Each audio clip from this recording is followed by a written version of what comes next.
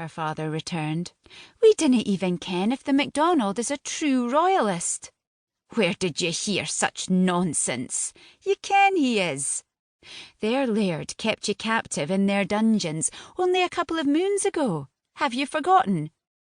How could her father do such a thing after what the MacDonalds had put them through?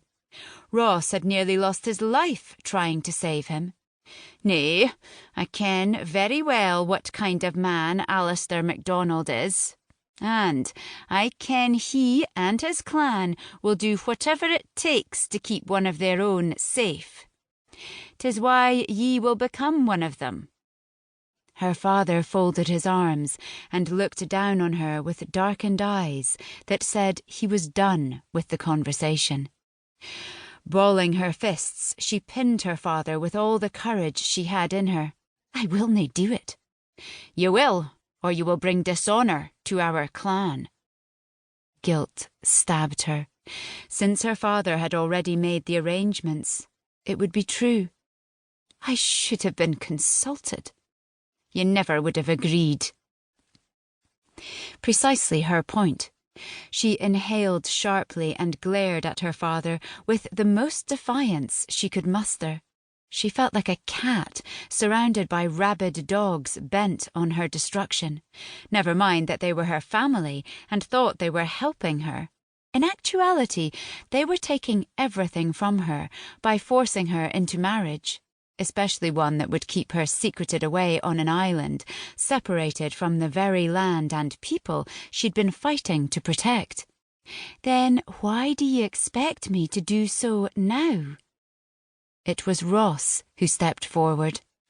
"Because Grant MacDonald is a good man, and he will be kind to you." "Grant MacDonald? Is he no the man who thinks there can be peace between the Royalists and Covenanters? Ye would wed me to someone who doesna even fight for the cause." She was so mad she could spit. She had nothing in common with a man who would seek a truce between the men who were suppressing her people. "'Tis the best option, since it is rumoured that Argyll kens who ye are. If the Covenanter leader finds you, he will keep you alive only to torture ye until you can no longer take it," Ross pleaded. So, Ross had had a hand in this deal. He'd always felt guilty about letting her and her maid down that day. The afternoon she'd discovered the only person she could rely on was herself. The day she had changed. True, she should have done a better job hiding her identity and her activities as second-in-command of the Royalist resistance. The band was the only group of rebels brave enough to stand up for those repressed by the Covenanters, who supported the agreement with the English Parliament and the Puritan Roundheads. If those people got their way, Royalists, like her clan, who were Catholic and supported King Charles, would be forced to convert. She'd joined their ranks to save her family from such tyranny. Now, the way of life she'd come to know was in jeopardy. If she left now, she might be able to track down the man who had recognised her during the most recent skirmish, dispatching swift justice on him and ensuring her well-being.